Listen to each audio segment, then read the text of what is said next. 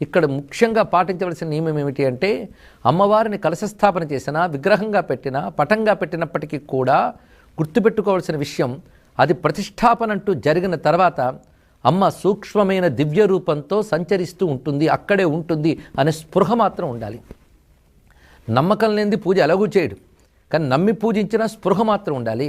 అమ్మవారు అక్కడ ఉన్నారు, అమ్మవారు మన ఇంట్లో ఉన్నారు, అమ్మవారి సన్నిధిలో మనం ఉన్నాము అనే స్పృహ ఉన్నప్పుడు ఎలా మెలగాలో తెలుస్తుంది. అప్పుడు అందుకు వాక్కులో పారుష్యం ఉండరాదు, అంటే కఠినంగా మాట్లాడరాదు, కోపము మొదలైనవి ఉండరాదు. కోపం మొదలైనవి కానీ వచ్చేయా వాడు అస్పృశ్యుడితో అంటారు. ఆ దుర్గుణాలే అస్పృశ్యత. కోపం వచ్చితే అది పెద్ద దోషం. అందుకు కోపం కానీ, కఠినంగా మాట్లాడడం కానీ, చిరాకు పడడం కానీ అమ్మవారి ఆరాధనలో నిషేధములు ఇవన్నీ కూడా. అలాంటి సౌమ్యమైనటువంటి స్థితిలోనే ఆరాధించాలి. వాటికి అవకాశం ఉంటేనే ఆరాధనకి సన్నద్ధులవ్వాలి. ఇది ఒక ప్రధానమైన అంశం. త్రికాల పూజన నిత్యం నానా ద్రవ్యేర్ మనోహర